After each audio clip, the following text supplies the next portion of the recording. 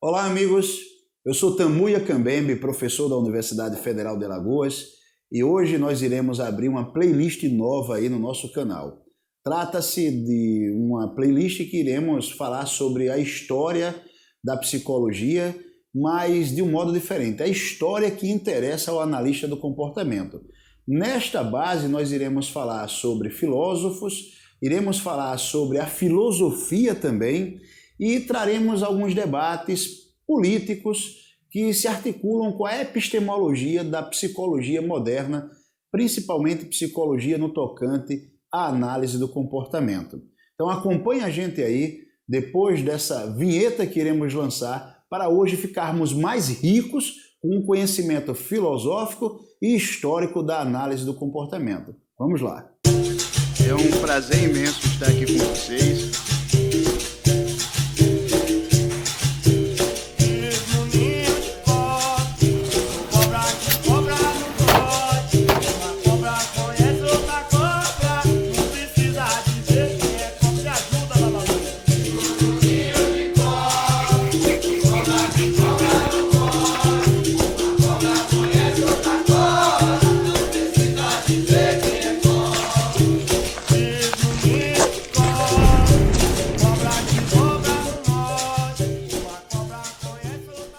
Este primeiro episódio da história da psicologia, pegando a base epistemológica e filosófica, nós iremos tratar sobre Aristóteles. Aristóteles não é o primeiro filósofo, nem o personagem, digamos assim, que inaugura a análise do comportamento. Mas ele é de máxima importância para a gente porque ele é considerado o pai da ciência. E por que ele é considerado o pai da ciência? Porque Aristóteles é o primeiro que vai lançar aquela proposição em que precisamos da experiência para construir o saber. Quando eu estava no seminário estudando teologia, eu aprendi algumas leituras em latim. E uma das frases de Aristóteles que chegava para a gente em latim era nihil est intellectus quod primus non fuerit insenso. Significa, nada está no intelecto que primeiro não tenha passado pelos órgãos dos sentidos. Isso mesmo, Aristóteles era um dos profundos defensores do empirismo. Na verdade, o primeiro, aquele que lançou as bases da experiência para a formatação do conhecimento. O interessante é que Aristóteles fez isso se contrapondo ao seu mestre, Platão, que era, por sua vez, discípulo direto de Sócrates. E tanto Platão como Sócrates partiam da ideia da introspecção, coisa que nós, analistas do comportamento, combatemos tanto. Não combatemos no sentido de não ter a sua utilidade, mas combatemos no sentido de ser a única prova de evidência ou de alguma coisa, de um universo interno do sujeito. Nós afirmamos categoricamente, precisamos de evidências maiores do que a própria introspecção. A introspecção por si só, ela não traz uma evidência, um construto basal para formatarmos o nosso conhecimento técnico científico. A introspecção foi o que a filosofia usou ao longo da história. Mas nós, behavioristas, avançamos nessa proposição. E avançamos como herdeiros de Aristóteles, no sentido de fazermos observação da realidade para construirmos o saber. Então, Aristóteles se contrapõe a Platão, Platão propõe a ideia do mundo das ideias, e o mundo das ideias seria uma instância dimensional em que a realidade é de fato, em que as essências estão ali, e o homem que é capaz de refletir, de ter o logos, digamos assim, de analisar a realidade, ele vai transcender para este outro plano por meio da introspecção, do logos, da racionalidade, e chegando lá ele vai trazer reflexos deste mundo que é em essência. Trará os reflexos para este nosso mundo imperfeito e trará também reflexos imperfeitos. Aristóteles se contrapõe a isso. Aristóteles vai dizer que a realidade é esta aqui. Tanto é que existe um quadro de Michelangelo pintando, tanto Platão como Aristóteles, em que Platão aponta para uma realidade superior, uma realidade que está fora desse mundo, e ele está apontando, vou colocar o quadro aí para que vocês possam ver, deem uma olhada aí no quadro. Enquanto eu falo, o quadro vai estar aparecendo aí, E olha só como Aristóteles é esse mais jovem que está apontando para baixo aí, com as mãos esticadas apontando para baixo, enquanto o Platão aponta para cima. Então, ao observar este quadro aí, vocês vão perceber que este quadro resume exatamente o pensamento aristotélico se contrapondo ao pensamento platônico, que é basicamente o que acontece com os analistas do comportamento ao conceber que a realidade existe, está fora do sujeito, e construímos o conhecimento nessa relação experimental, experiencial, enquanto as outras psicologias falam sempre de um mundo interno que deve ser sempre muito mais valorizado do que as experiências do sujeito. Então, se você chegou até aqui, aguarda um pouquinho mais para a gente entender um pouco melhor essas bases de maneira estrutural na segunda parte aqui deste vídeo. Segura aí, vamos lá. Nesta segunda parte, nós iremos entender e resgatar um vídeo já gravado anteriormente, eu estou colocando aí em cima para você consultar este material, o vídeo que fala sobre as bases filosóficas aí da análise do comportamento, é a filosofia que interessa ao analista do comportamento. Então pega isso aí, dá uma assistida, para depois voltar aqui e entender a profundidade deste vídeo que nós estamos apresentando hoje. Se você resistiu, aguentou, foi firme, é um curioso para compreender as bases filosóficas da análise do comportamento, você vai entender também agora que Aristóteles vai sintetizar uma briga que existia muito antes de Sócrates, muito antes de Platão. Uma briga que existia entre Parmênides e Heráclito. Heráclito que defendia, digamos assim, que tudo muda, que tudo está em constante transformação, que nada é, vai se contrapor a Parmênides, que vai dizer que ou a coisa é ou não é, porque se é, não pode vir a ser aquilo que é, porque já é. Então, do nada, não se tira nada, então uma coisa é ou não é. Como eu falei no vídeo anterior, Parmênides defende uma concepção de realidade semelhante ao mundo oriental. Nós devemos lembrar aí do mapa da Grécia Antiga, né? E a Grécia está aí próxima do Oriente e também no lado ocidental, aí trocando mercadorias, o que vai fazer com que as pessoas tenham contato com pensamentos diferentes, visões de mundo diferentes. Isso vai fazer com que o homem grego fervilhe ali na sua criatividade. Lembre-se, nós somos empiristas, então nós não acreditamos que os homens gregos eram mais capazes do que os outros. Nós entendemos que eles formataram este conhecimento um pouco mais avançado justamente por ter contato com essas realidades diferentes de pensamento do mundo oriental com o mundo ocidental. Então eles conseguiam copilar de um modo diferente. Parmênides então apresenta uma noção de mundo muito mais estático, né, completo, como se fosse aquela noção de Brahma do mundo oriental, e Heráclito está falando da transformação constante.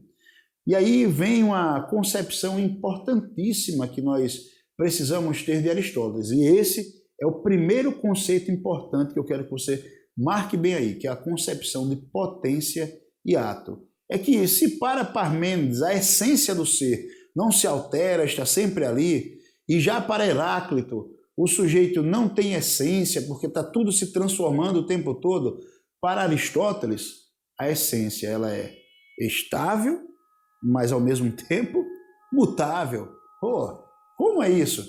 Para você que ainda não entendeu o que é a essência é aquilo que faz o ser, ser. Ou seja, aquilo que exprime a natureza do ser. Então, para Aristóteles, essa essência era estável em si, mas também passava por processos de mudança. E ele fazia isso com a concepção de potência e ato que ele lançou. Para Aristóteles, a potência eram as possibilidades do ser.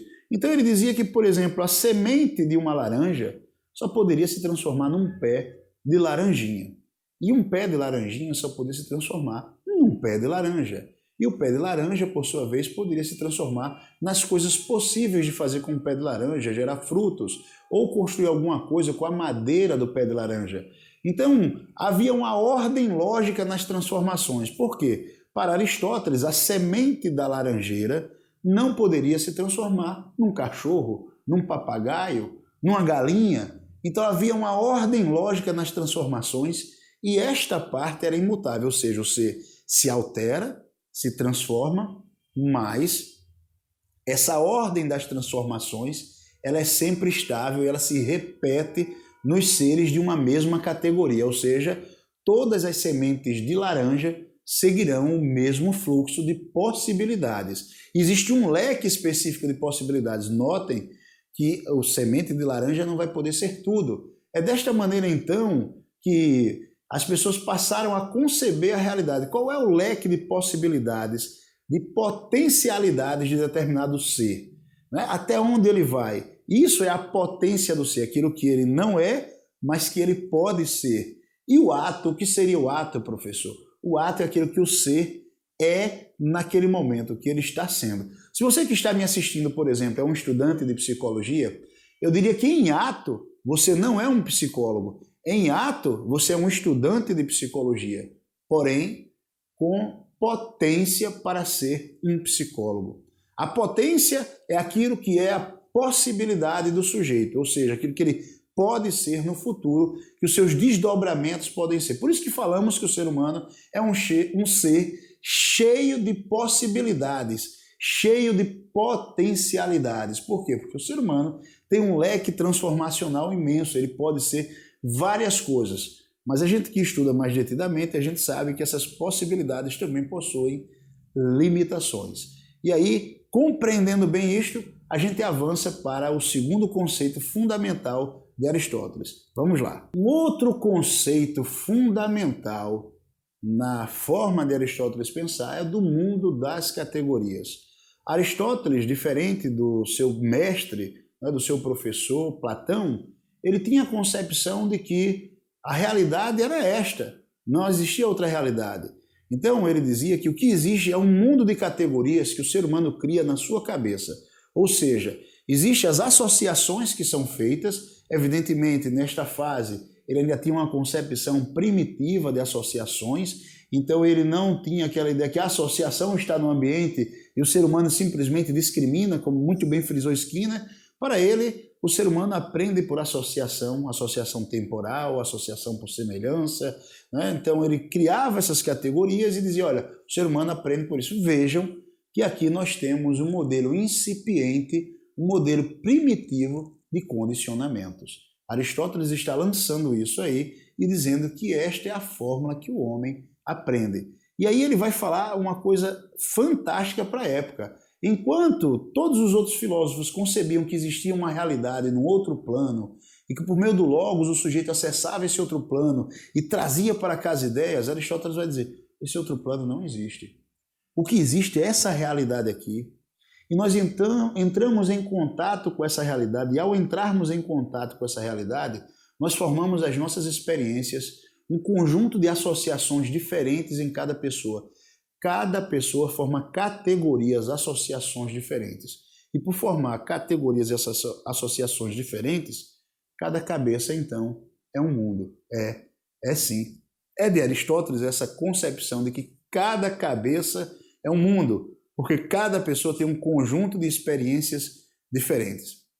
Por isso que Aristóteles vai dizer que nós devemos guiar o processo educativo.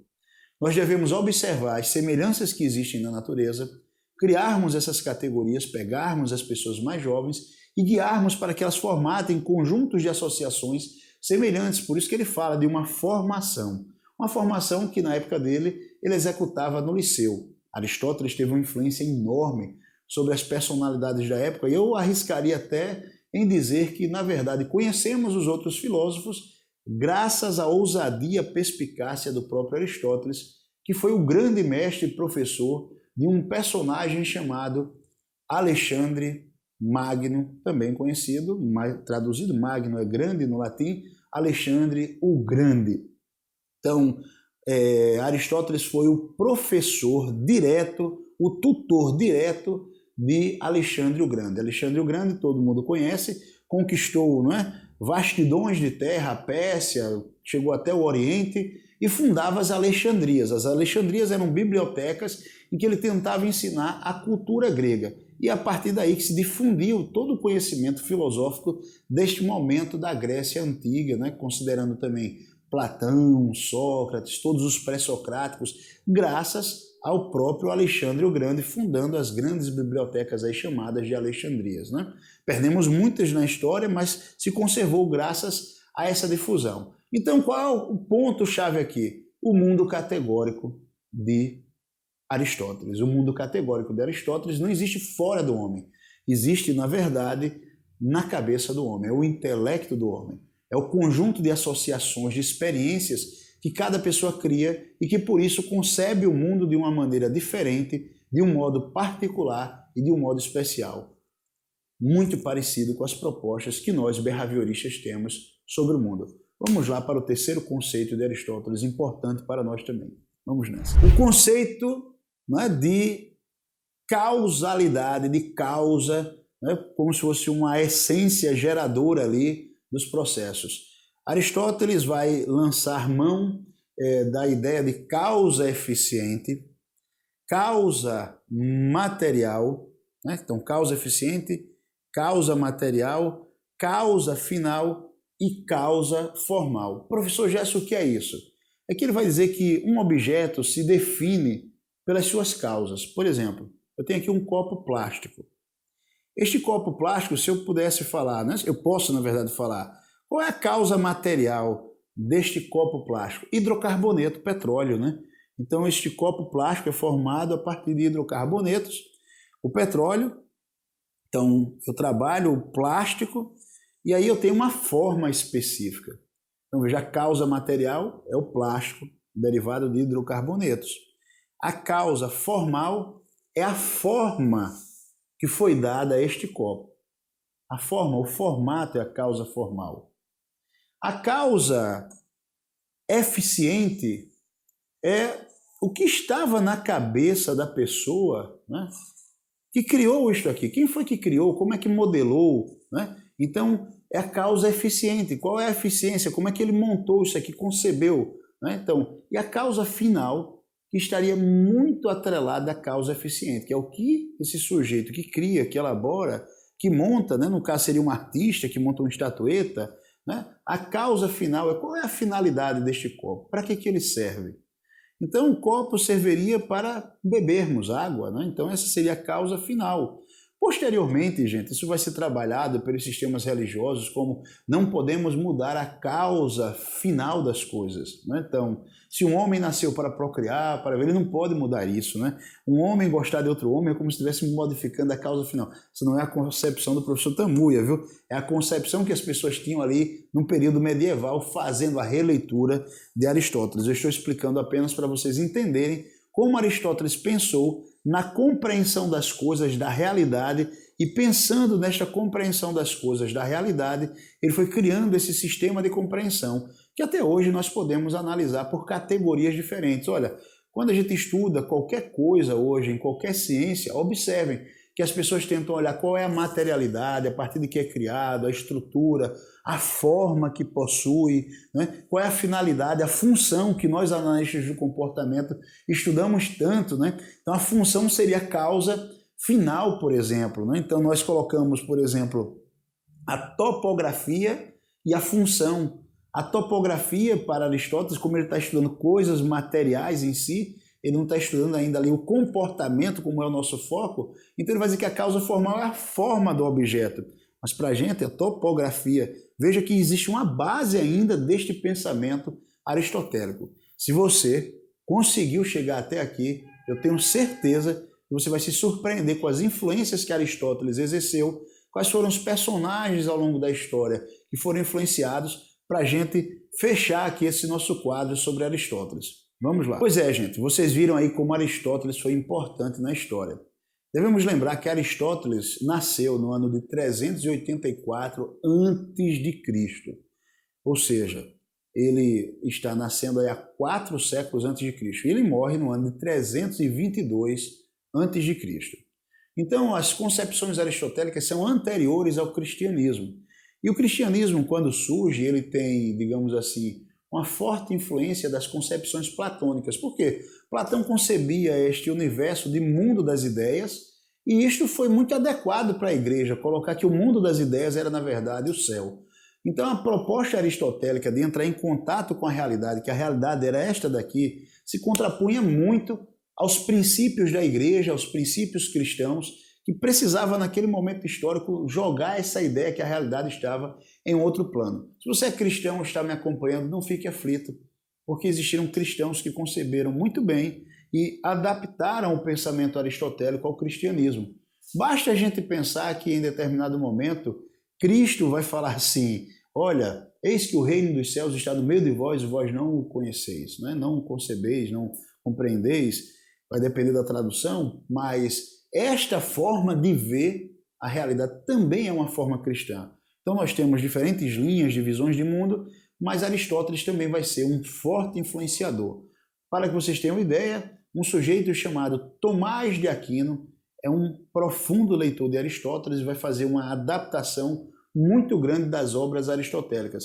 Vale frisar que é já depois de Tomás de Aquino conseguindo fazer essa adaptação que a igreja vai se libertar daquele momento do período medieval em que, muito influenciado pelas concepções platônicas, vai hojerizar a ideia da liberdade humana e vai apresentar aquelas concepções de predeterminismo das almas. Em outro momento eu vou gravar um vídeo específico para falar dessa influência platônica e de como se concebeu especificamente ao longo da história, porque basicamente o que nós temos hoje ainda é isso, uma psicologia que se baseia em experimentos, em evidências, muito mais pautada nesses modelos aristotélicos e uma psicologia que ainda é muito mais introspectiva, voltada para a reflexão, dando muito mais valor ao mundo interno, ao mundo privado, sem explicar muito bem como é que é produzido esse mundo interno e esse mundo privado. Se você já assiste o professor Tamuia há um bom tempo, você já deve ter notado a diferença de outros canais de psicologia que falam o tempo todo somente de uma psicologia do mundo interno, do mundo privado,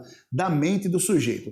A própria abertura do canal do professor Tamuia é totalmente aristotélico, totalmente behaviorista, quando a gente diz: saia da sua mente e entre na sua vida. Em outras palavras, nós estamos dizendo que o que é importante são as experiências, a vida do sujeito. Por isso que eu apresento lá o quadro em que eu estou envolvido com uma série de atividades para poder pensar o mundo de uma maneira melhor. Se eu fosse aquele sujeito que ficasse simplesmente na meditação transcendental para mergulhar no meu mundo interno, eu não seria muito diferente dos outros. Eu convido você a também ser diferente dos outros, compreender Aristóteles, compreender Tomás de Aquino, ver que avançamos deste momento histórico para cá, porque Aristóteles concebia o homem como uma espécie de tábula rasa, de folha de papel em branco em que as experiências iam apenas escrevendo. John Locke, já no século XVI, também vai ter uma concepção semelhante. Veja, o inglês John Locke, empirista, né? Já depois desse período aí de Tomás de Aquino, vai ter essa concepção empirista, mas também apresentando o homem como uma tábula rasa, ou seja, desconsiderando os fatores genéticos. O Steve Pinker vai fazer críticas ao behaviorismo de Skinner, dizendo que a gente tem essas concepções de tábula rasa. Ele escreve inclusive um livro. Olha, quem aprofundou o behaviorismo vai rir de Steve Pinker e vai ver a bosta que ele é. Eu estou usando essa palavra mesmo.